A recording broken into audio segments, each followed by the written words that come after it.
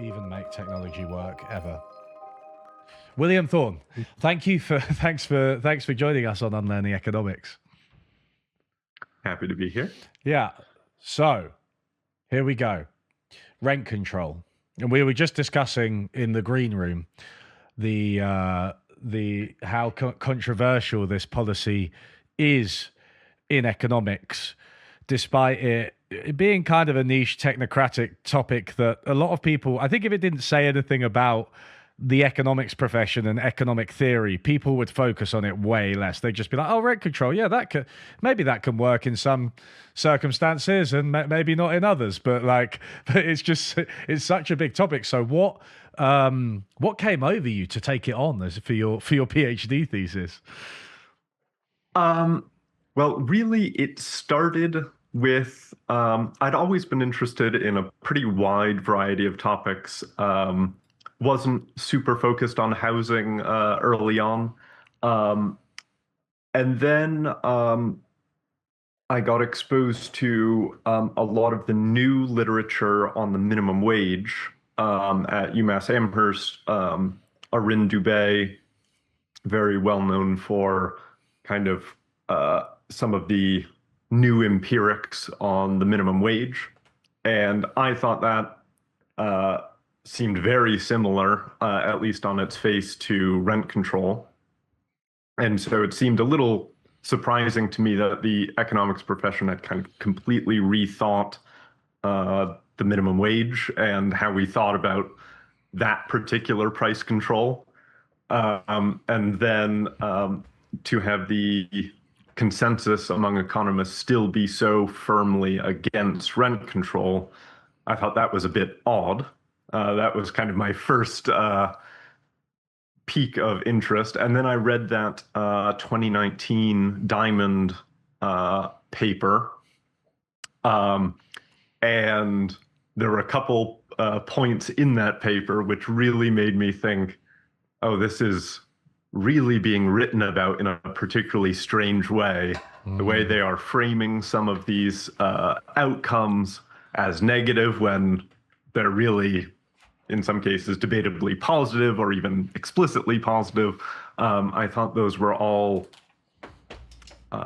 really just a bit strange. And so I started looking more and more into rent controls and started looking at kind of more modern day examples of rent control, because the San Francisco law is such a kind of specific context. There's so many individual elements of that law that makes it behave in a particular way. And so I was looking for other examples of rent control around. And then as I started reading, it became pretty clear to me that the consensus position on rent control is really not very well supported by the evidence that we have so far. Your through line to it is very similar to mine. And I think quite a lot of people have thought this, haven't they? Where there was this consensus that the minimum wage reduces employment because it's a price control and therefore it's like going to have negative effects.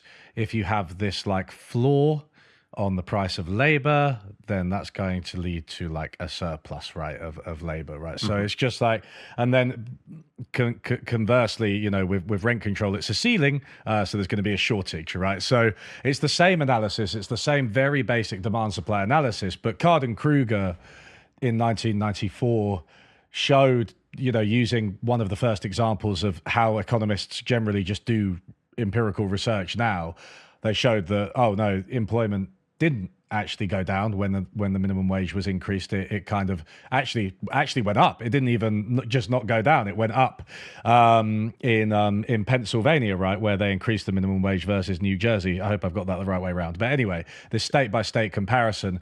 And Arin Dubé, who you mentioned, is like he does this on steroids, doesn't he? You know, it's like every really single county in the United States, every neighboring pair, you know, and you know, very sophisticated data and methods and stuff like that. And it's just, you just don't see these disemployment effects. And it's kind of interesting because it's demand supply.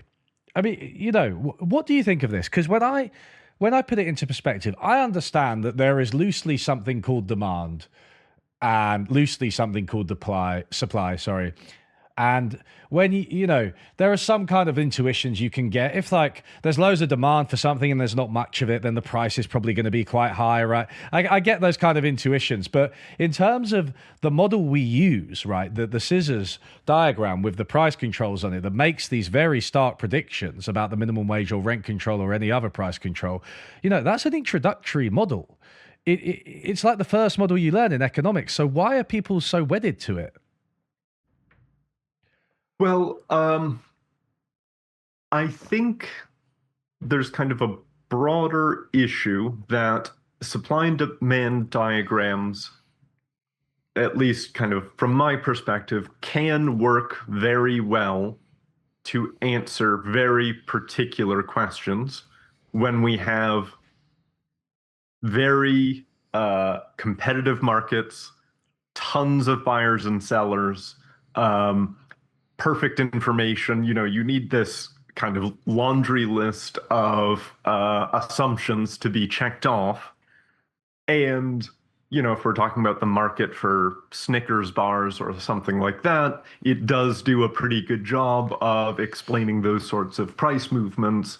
Um, and so I think from that, people get used to the idea of using the supply and demand diagram or these kind of econ 101 assumptions, and then they start to apply them into markets that are wholly unsuited to their use. So I think housing, a durable asset that might stick around for 100 years, where you build it once and then you earn rents off of it for years and years and years, it really doesn't behave the same way.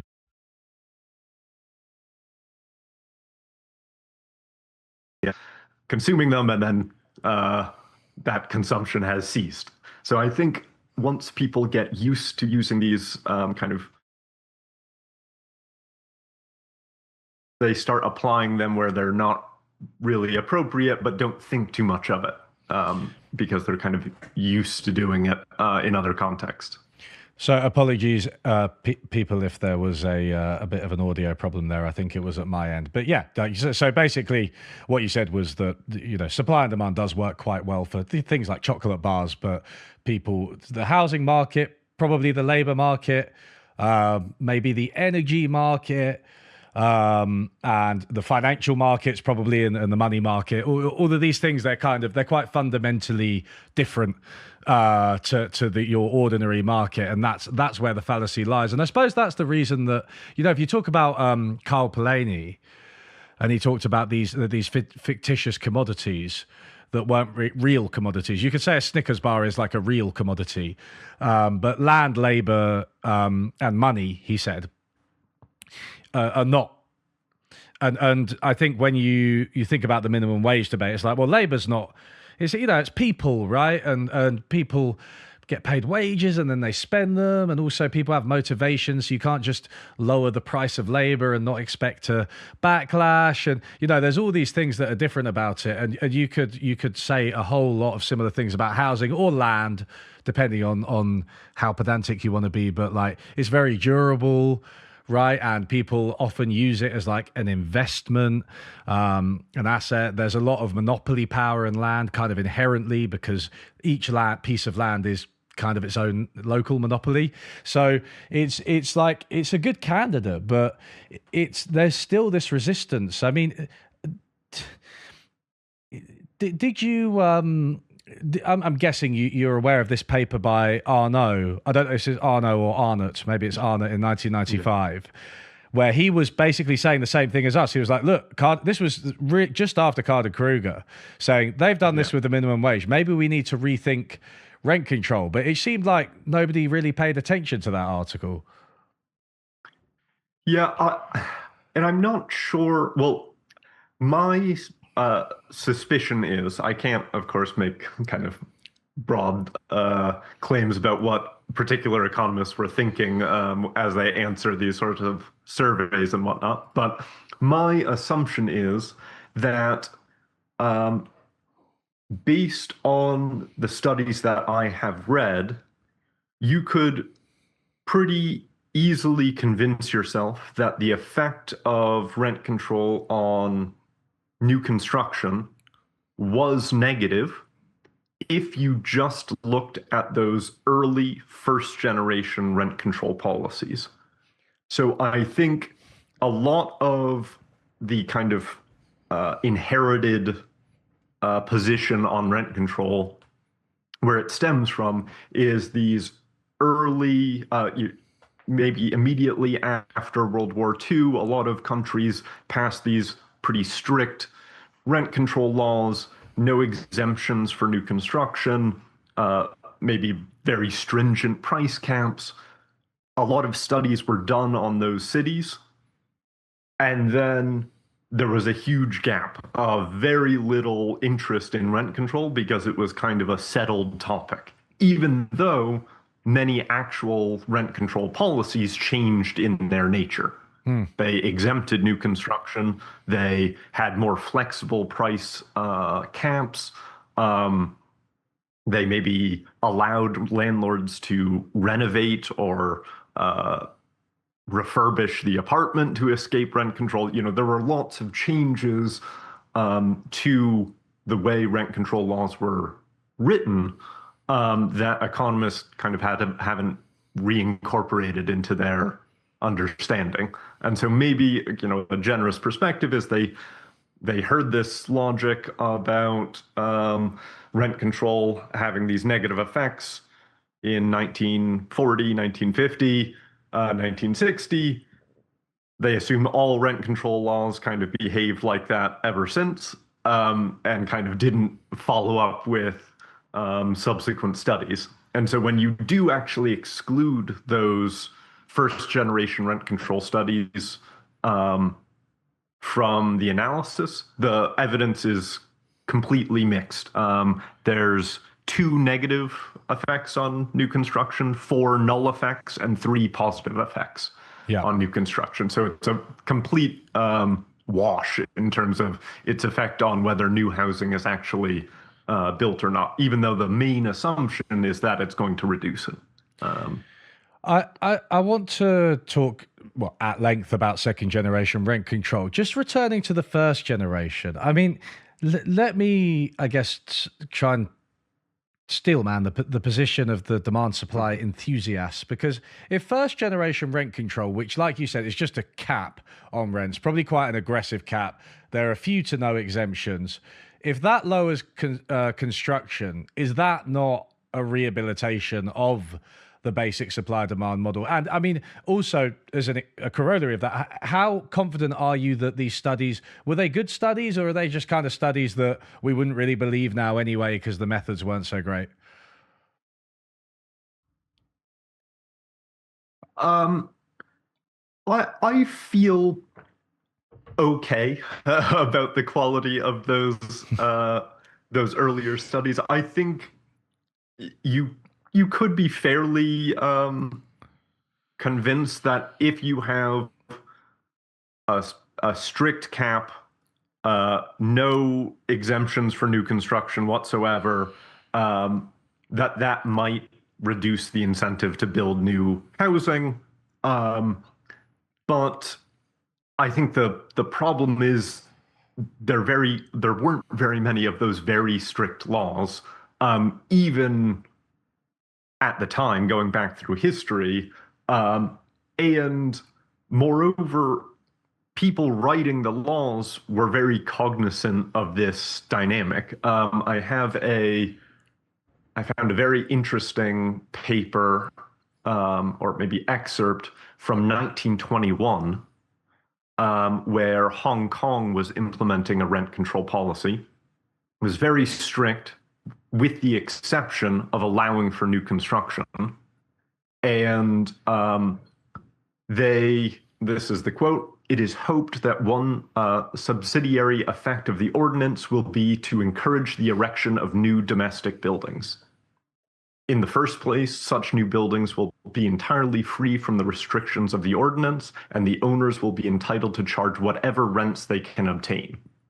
That was the Legislative Council of Hong Kong in 1921. And then 5 years later, in 1926, they stopped this rent control ordinance because there were so many vacant floors throughout the colony that further renewal of rents control was regarded as no longer necessary. Huh. So they had such a large housing boom as a consequence of their rent control that they thought it was no longer necessary because rents had fallen, and there were tons of vacant units caused by this even very early iteration of rent control. So even those first generation early rent control laws were a bit more nuanced than maybe we give them credit for. That's like a fallacy of composition for landlords, I suppose, isn't it? Because if you're talking about that, they all have an individual incentive when the rent control is very strict, but you can exempt yourself from by building a new building. Then they all have an incentive to build, but then so many of them build that supply goes up so much that rents are actually very, very low. And that's an intent. We hear a lot about unintended consequences. That was an intended consequence of the policy, and it worked.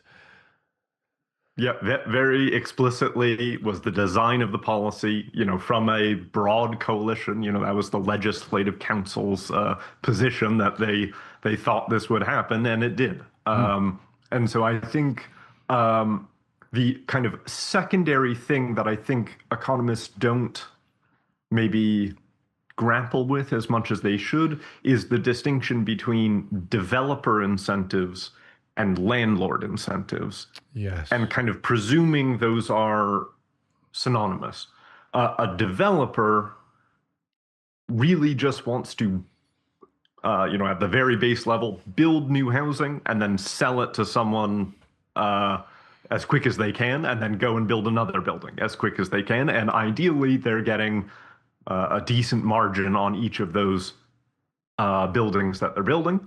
Whereas a landlord's incentive is to buy that asset and then earn rents off that asset. And so I think splitting landlords from developers in your mind, as far as how you're thinking about incentives, is quite useful in the case of rent control. If you're allowed to build new buildings, the incentive for developers might be hugely increased.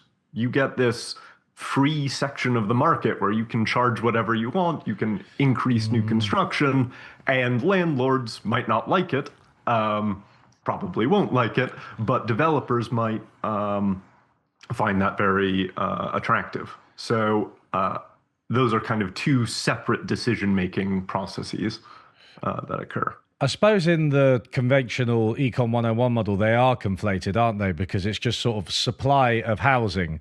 So yeah, who builds the housing and who owns the housing can often be two different things. And there are, of course, within those, there are all sorts of complications about like what owning the house means and stuff like that. So it's interesting that those policymakers in Hong Kong, they kind of harnessed this. They recognized it and they harnessed it, and they had this policy that was, some economists might have hated, but it just worked because they grappled with this exact issue. So shall we talk about, let's talk about some of the modern evidence, because I want to return to Diamond.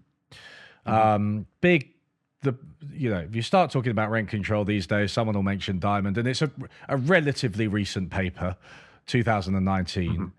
And it was on second generation rent control in San Francisco. So this has all of the exemptions that we were talking about for new construction, for quality improvements, you can increase rents. And it was also always about rent increases as well, wasn't it? It was never a cap. It was always about nobody can increase rent by this much. So it's kind of a soft policy compared to like these really strict ones in the past, the first generation ones. But they said that it still had negative consequences. And generally speaking, I think people use it to argue against rent control. The paper's kind of actually a bit ambiguous on this if you read it, but people use it to argue against rent control. Like, what was your interpretation of this paper? Yeah, so it was I think you can, again, giving them kind of the benefit of the doubt in their writing of the paper, I think you can pick out some negative effects from a rent control policy, almost regardless of its design, because there's basically with any policy going to be winners and losers. So there are losers to a rent control law of this type, and it's usually going to be people who want to enter the city as new residents. Yes. Those tend to be the losing party, in addition to landlords, presumably.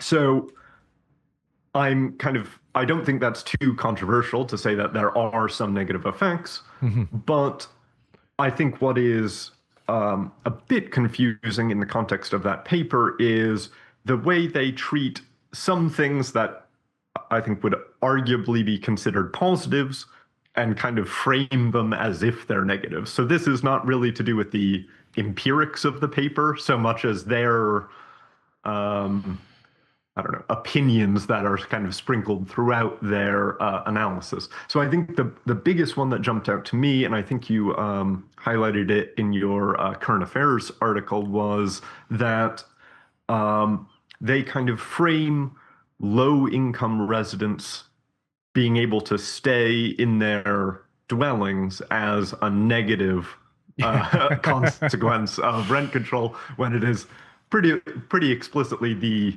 intended purpose of rent control, and the main benefit most people would say comes from rent control is allowing poorer residents to stay in their homes or their communities that they've stayed in for many, many years. So there are several kind of small details throughout the paper which I think frame every kind of consequence of rent control as kind of the most negative interpretation. And so it was not so much the empirics that they found, but their conclusions from those empirics that I kind of objected to most. This was interesting because I've kind of, I wrote that current affairs article about rent control, and years ago I made a video about this, and I remember some people were very angry with this video, and it was strange because one of the points I made was just about the spin. I was like, because you can methodologically critique all of these studies. You can. It's not necessarily the best route to go down, I think, because as an academic, you know that you can do that to all studies, unless it's a serious error, which maybe there could be. But like with just the fact that they're like income inequality increases because the incumbents who benefit from rent control stay. They stay because of rent control. And then the houses that get renovated to escape rent control and increase the rent, but only with investment, with like new builds or whatever, right? Those are slightly more expensive, naturally, as you'd expect, because they'd have money invested in them. They attract higher income people. So you've got lower income people and higher income people than would be there in absence of the rent control. And they try to say that this increases inequality, right? And so that's a bad thing. Like, it's really weird. There's like, it's increased inequality within the city. And it's like, well, so what? Don't have the low income people. And then there'll be less inequality because it'll just be high income people. Like, what are you talking about? It's crazy spin. Yeah. And then kind of to frame that as increased gentrification seemed kind of completely backwards to me on my reading of it. I think most people's understanding of gentrification, although it's not kind of a formalized term, is that poor residents who have lived there for a long time are being displaced in favor of higher income people. But if there's no displacement, then surely just higher income people moving into the area is not necessarily what we would associate with gentrification. It's just, I don't know, some changes to neighborhood character, but it's not what we normally think of as gentrification. There's another thing as well, which was that they say like the housing, the supply of housing has declined by 15%. In that's sort of the abstract claim, and it's very clickbait. It's almost clickbait in Yeah, an yeah. academic article, because it's like that it doesn't, and there's no, the total stock of housing doesn't decrease. What happens is that the housing is moved into different uses. One, for buyers. Some of the landlords sell up to buyers, right? And some of the landlords rent in non-rent controlled properties, and that makes up the 15% that are renovated. So it's like there's the same amount of like housing space in total, roughly, but it's somehow you're made to think it's like a 15% decline. And I don't know, it's really weird. It just feels like there's this bias against rent control. And when you can, like we said, there are negative effects, or effects that you can discuss, who do we want to benefit? Is it like people moving into the city, or do we want landlords to sell up, or do we want rent new apartments that are like a bit more expensive but they've been renovated? It's quite complicated, but Yeah. the negative spin is so clear from that paper, and it just, I don't know. I think it's really a disservice to the empirical work in the paper, which is obviously just very good. Yeah, I think it's kind of a confusing combination because, just taking off my kind of political hat, or my deeper analysis hat, just looking at this as a work of empirics and studies, with lots of advanced modeling and things like that. It's a very precise, well done paper in that they're they've done a ton of work behind the scenes to link all these data sets together to get all of these movements of residents from one place to another, and keep track of it. So on one hand, it's very impressive, just the kind of the basic construction of the paper, but then layered on top is, yeah, this I'm reticent to say bias, but this spin on rent control that really just doesn't fit with how rigorous the rest of the empirical work is in the paper. Yeah, I did, and the fact that the welfare analysis they do, I mean, the welfare analysis is itself flawed, but they do a welfare analysis that basically says the benefits to incumbents are exactly the same as the costs to future residents, and that's like net zero, right? It's a net zero effect if you calculate the welfare mathematically, as economists do.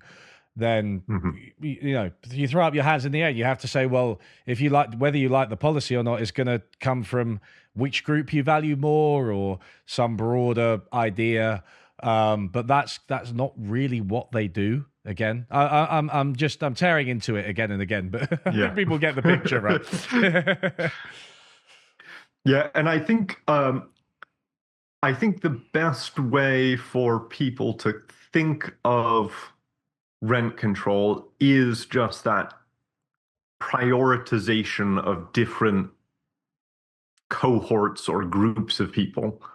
I don't think you can, without coming into it with an idea of what you value, and to what degree, you can't really say rent control is obviously bad or obviously good without having some idea of what you value in terms of, do you want incumbent residents to benefit? How much do you value home ownership versus renting? How much do you value new building and modern construction versus retaining old stock housing? Mm. There's tons of uh, views on society that have to come into it in order to make a conclusion on whether you agree with rent control or not. I don't think we can kind of look at the evidence and say it's obviously one way or the other. And I think that's kind of my broader conclusion on rent control, is that you have to analyze the particular policy and its specific details, a lot of the negative effects, even that are identified in that San Francisco example, could be eliminated with specific details of a new law. So if a new law didn't want people to be able to convert their housing and kick out tenants, a new rent control law could simply not allow that behavior to persist. A lot of what was seen as negative in the San Francisco case really had nothing to do with the rent control law exactly, but more tenants' rights, tenants' protections that allowed landlords to say, okay, now I'm going to occupy the apartment. You have to Yeah. leave the apartment now because I've asserted my right over this dwelling. But it would be very easy to write a law where that was not allowed. And we wouldn't see those types of owner-occupied conversions that were relatively common in the San Francisco case. Yeah, it's the Ellis Act, isn't it? It's Yeah. the Ellis Act that allows landlords to kind of basically boot you out and convert quite easily. Whereas maybe in New York, I think it's much more difficult. I think there has to be a majority vote from the tenants themselves to do something like that. So you're talking about, just like you said at the start, you were talking about context and specifics of policies. And this is another thing, right? If you've got this kind of demand supply, this is the way the world works. You miss all of these details, and there are better ways to construct rent control policies, and I'm sure there are plenty of rent control policies that have been constructed poorly, especially in the past before we learned about designing good policy. But these days, I mean, what kind of rent control policies would you like to see, or what's an example of one, staying specific, that you'd like to see if you do indeed advocate rent control? So I think one thing I have to kind of get out in front of is that part of my research on the effect of rent control on new construction is contingent on or presumes that new construction can actually be built. So part of the big problem in the US is that a lot of places simply can't build more housing. By law, this is kind of the in my backyard type framework that there are simply some cities which have basically prevented any new building or more dense construction from being built. And so that's kind of the fundamental issue at the base of a lot of these housing problems, is that there's just not enough housing in some cities, first of all. And then for the rent control policy, what I would like to see, generally speaking, is for old stock housing that's been around for, let's say 40 years, or has been around longer than that, you can rent control that pretty rigorously. You can even have pretty strict caps on rent. Maybe you allow for some adjustments for inflation, but you can cap that pretty rigorously, and you allow some proportion of the housing stock to be uncontrolled, and in particular for that to be new construction. You still want the outlet valve for the housing market to encourage more housing. And so I think my takeaway would be we can be pretty aggressive on old stock housing that's already been built, cap that rent, or fix it at a relatively stable level, but make sure that there's still room for new construction to be highly incentivized. We're essentially wanting to increase the reward for developers to actually make new housing, but decrease the incentive for landlords to hold a old building indefinitely and just reap these rents in the economic sense, unearned income Sure. streams for eternity. That's really not economically productive. And I think most economists would say we don't want to encourage that sort of rent seeking behavior. We want to maybe reward developers for building new housing, sure, but that doesn't really say anything about housing that's existed for 50 years and has already well paid off its initial investment. Mm. There's kind of no economic benefit for allowing landlords to achieve really high prices for buildings they didn't build. They're That's a just really assets they're interesting. holding. Yeah, there's a good way of putting it, and I think it's funny because you're kind of you know you're still thinking about the incentives in an econ 101e kind of way, but you're just not having some flat opinion that all price controls are bad and they're always going to Yeah, backfire and the cure's worse than the disease, right? So it's kind of interesting that, I mean, what are some of the benefits of rent control, do you think? I know you've spoken just now about yeah. construction and stuff, but I think one of the things I tried to get across in the current affairs article was like we often sort of forget about just the The people that benefit from immediate it, benefit. Yeah, yeah, the lowering of rents, which yeah. I don't know, it's like weird. The whole Diamond paper is about this like 15% that are like redeveloped or sold or whatever, and it's like, okay, so 85% of units rents just went down with the law, and that's like really good because housing is most people's main cost and rents are sky high in San Francisco, London, where I live, a lot of cities across the world, and it's just like this massive benefit to people that just gets lost, I think. Yeah, I think that's really the kind of uh, baseline effect that we should probably be focusing a lot more on is that the main effect of rent control, setting aside all these edge cases, I'm focusing on those just because that's my kind of area of specialization, and economists will tend to do that. But the main effect is that you are transferring uh, wealth essentially from landlords to tenants, and tenants are lower income than landlords on average. And so that is essentially like any other sort of progressive transfer that I think a lot of people would be in favor of. Um, if you were to tax landlords and then send that money as a check to tenants, that would effectively achieve a pretty similar outcome, but with far more administration and burdens on governments to enforce it. If you have a rent control, fairly simple.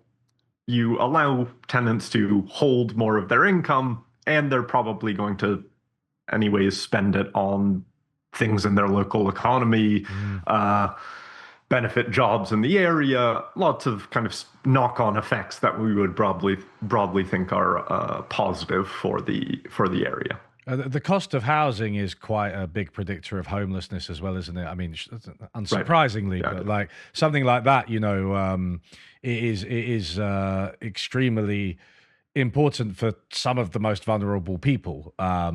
So, and I think also there's this point about incumbents and because it favors incumbents and it keeps people, in the homes that they're in for longer. Mhm. And it's impossible to make a universal statement about that. You literally have to look at every single individual house and what's going on. Should they be in there or not? Like maybe there are some cases where they shouldn't, but it does seem to me This is a that like broad misallocation yeah, story. exactly. Economists sometimes talk about it as if it's like you know. It's a terrible thing that they should stay in and they shouldn't be everybody shouldn't be sort of moving around, and I don't know, there's this sort of optimal, as there always is in the minds of economists, this like optimal control theory thing where like everybody needs to be matched and constantly moved to the right part of the market, and they just miss, I think, a lot of the reason that people might want to stay in their homes. Yeah, and I think they it's quite hard as well when part of how they're assessing whether um, someone values their residence is the price they're willing to pay, and the price they're willing to pay is, in essence, determined by their income. So part of the analysis on misallocation I find, a little hard to stomach, because it basically implies if someone's willing to pay more than you for your apartment, then clearly they value that housing more. Mm. But the truth of it is probably just that they have more income than you, not that they actually derive more value from it than you do. And so we as economists kind of combine those because it's convenient. The price you're willing to pay, even going back to the classic supply and demand graph, that point on the demand curve is your willingness to pay, which is a combination of, yes, how much you like or prefer the good, but also your income and how much you can spend on the good. So I think sometimes economists just say, oh, okay, if they're willing to pay more, they clearly value it more, but don't maybe check back whether we're making a assumption that everyone's income is roughly equal, and thus the price you're willing to pay is more reflective of your values than anything else. And that's probably not the case in real life very often. It's probably mostly to do with income and ability to pay, not willingness to pay. You could just earn more if you really want it. Yeah. If you really liked your housing, you would just get a better job. Yeah. No, I think it's something that economists might call like community specific capital or something like that, right? As well, where it's like this ethereal kind of benefit to having the same people in the same place, and knowing that's just something like, knowing the people who live near you, knowing your neighbors, which can benefit you in, socially, but also like for things like crime or taking care of your pets when you're away and things like that, knowing the local shopkeepers, knowing all the routes around, all that kind of stuff. I mean, moving is stressful. Very costly. Moving is costly in a wide variety of ways, financially, but psychologically and socially, and professionally. Disrupts your social networks, disrupts I mean, you have to pay a lot just to move. Then I think that maybe disassociation or alienation from your community, if you've having to keep moving from place to place, you don't feel like you have a kind of community to set roots in and know your neighbors and all of that kind of knock-on effects. I think that's just not very well, let's say, quantified, and so doesn't get included in analysis of this kind when analyzing rent control. Yeah, definitely. I mean that's the thing. It's like what's measurable, isn't it? And I think there is that bias. Obviously, the construction or like the conversions, and you do get. So this is an interesting critique, which I heard recently since my article. Somebody from a housing think tank, I forget the name, sent an email to me. And they said that they did have a bit of a, the drunk looking under the headlight for their keys problem, not because they dropped their keys there, but because that's where the light was, right? And they had that kind of problem with the data because they looked only at, and apologies if I get this wrong, but a specific size of house. And I think it's the apartments that are between 2 and 4 units. And that one, according to this think tank, is like the most likely to get converted to a condo. So that's the one where you're most likely to see landlords change the apartment to escape rent control. And they find this 15% effect.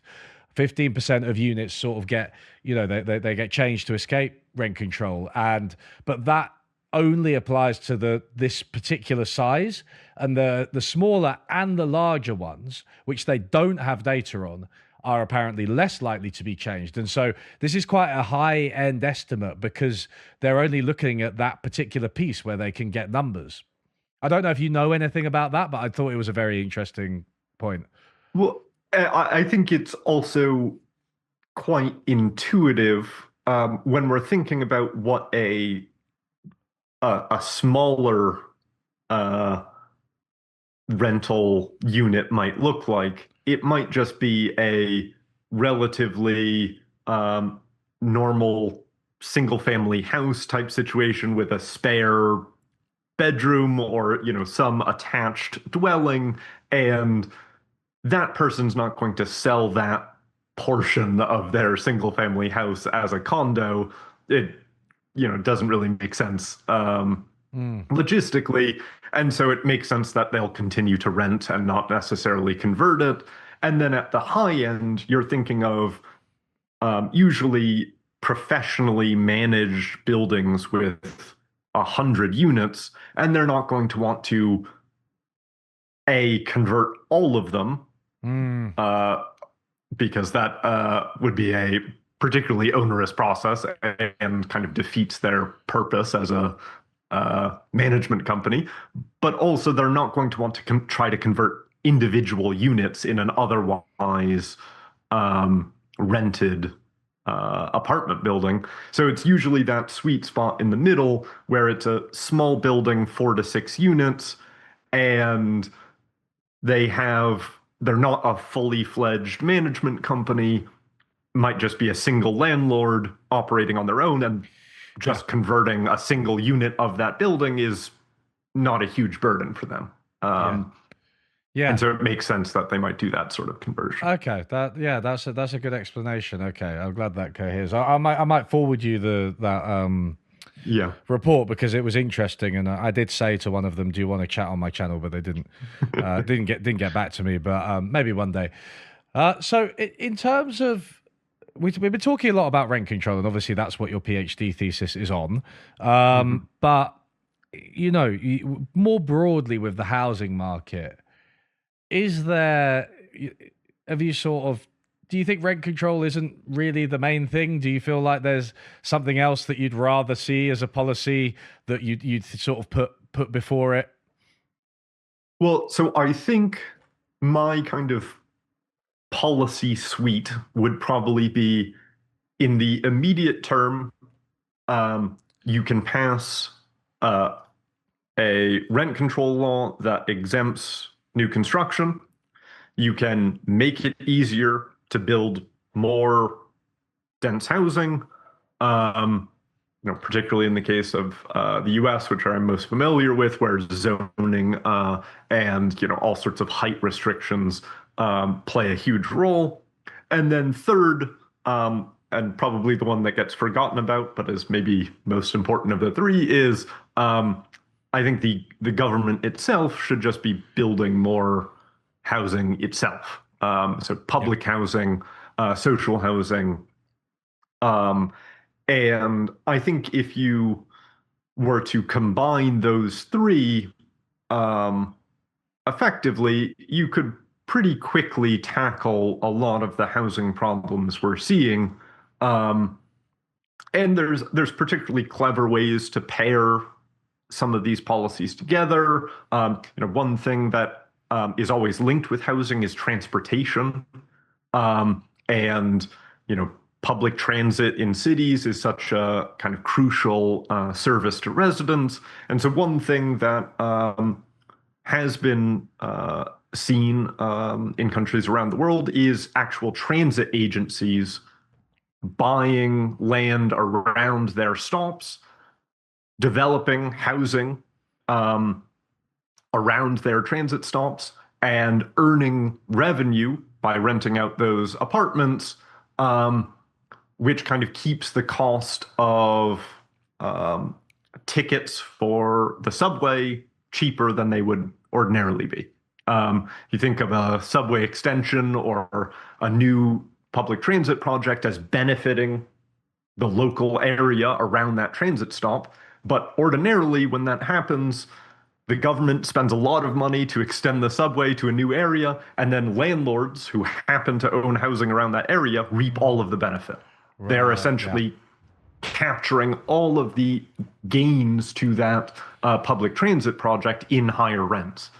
But if the transit agency went and bought those units, bought those pieces of land around their station, built the new housing in conjunction with extending the transit network, they can, maybe even make transit free or cheap, maintain it more cheaply, get better quality transit, and have this consistent revenue from what is essentially public housing around transit stations. So there's very clever ways to Hmm. pair, transit ridership, public investments in transportation networks, and solving housing issues.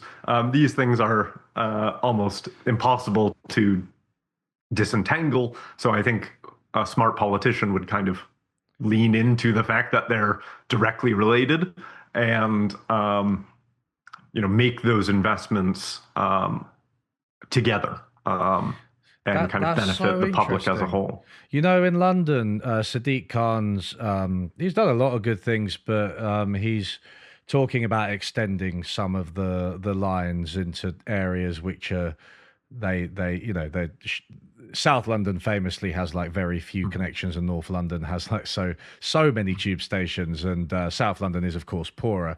But he's talking about Mhm. extending some lines and building new ones. But that's the idea that the because TfL, Transport for London, they do struggle financially, despite their tube network actually being very good. And maybe Mhm. that exactly what you were talking about. Should they own, near the stations around the line? Should they be buying up property or even developing property, and then they kind of benefit from the boom that it brings, That they right? generate. Yeah, Yeah. that they Rather generate than themselves. essentially, otherwise, it's essentially a gift to whatever person happens to own the land right next to the station.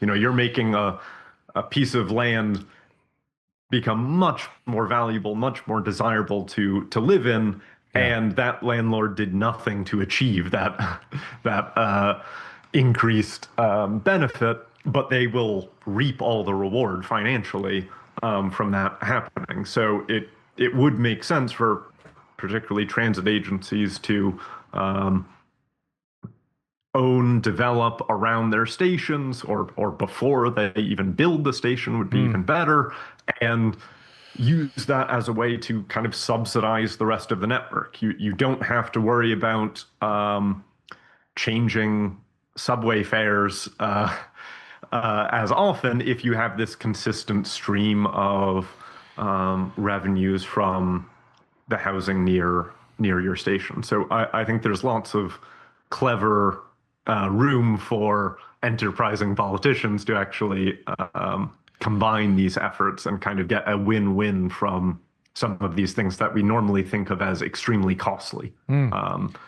These subways expansions have been sometimes seen as boondoggles or costly, have all sorts of cost overruns. I don't necessarily see them that way, but the public perception is sometimes that. And so if it was paired with this huge increase to revenues for the transit agency, I think people would have a different view of those projects. Yeah, yeah. Some people in chat are saying that's what happens in Japan and also in Hong Kong, I Yes, yeah. think. Yeah. And someone asked about what do you think of Zora Mamdani's rent control plan? Yeah, so I think that's um, this is one of those policies that I think has been blown out of proportion, um, mostly because the application of the rent control is going to be on already stabilized units. Yes. So we're not really expanding the scope of rent control in any fashion. We're essentially saying there's not going to be an increase in rent in these stabilized units, which were already prevented from rising all that quickly, anyways. So I think that's a fine policy. I think that's that will be fine. I think the issues in New York are mostly to do with being able to build the housing in a lot of particularly wealthy areas that don't want new density.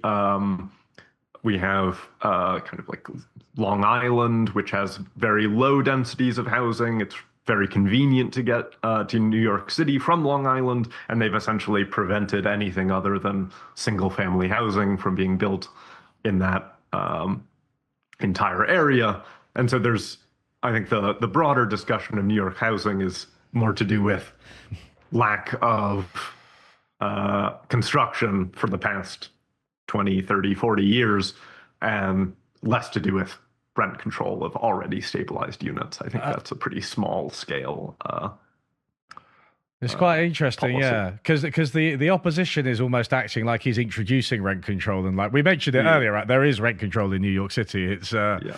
yeah, but yeah, I think I tend to agree with you. You know, like the title of my article was "Rent Control is Fine," actually, for a reason, right? I just think the opposition to it's massively exaggerated. If well designed, it can have good benefits. I don't think it's a panacea. I don't think it's going to. If there aren't enough houses, as you keep saying, if there aren't enough houses, there aren't enough houses. We need to think about that as well as some of these other issues, and like the links to transport, and rent control is one of a suite of housing policies that are needed in a market that is extremely dysfunctional. Yes. Yeah. Would you agree?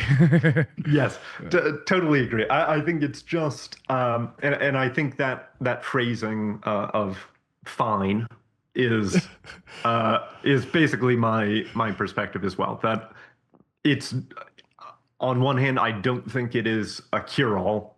I don't think, for instance, in New York City, we could just pass rent control on every apartment building, every apartment unit, and the housing crisis would be solved in New York City, because there just isn't enough housing for the amount of people who want to live in New York City. So on one hand, it wouldn't fix it overnight, but on the other hand, implementing it or even expanding it would not destroy the housing market or cause collapse or any of the other kind of doom and gloom predictions that you sometimes hear. So I think it's fine. It should be part of a well thought out suite of policies. And the opposition to it is pretty overblown as far as the negative effects. Yeah. Well, great. Well, thanks so much. It was really great to talk to you, because we used to, shit post a bit on Twitter, and I wrote my article about rent control, and I knew that you were writing your PhD thesis about it, and I was like, oh shit, I wonder how he's doing with it. But yeah, it was great to catch up, and I'm glad that you're tackling this question. Thank you for having me. It's been a great conversation. Great. Okay. Thanks, William. See you. Have a good one. Bye.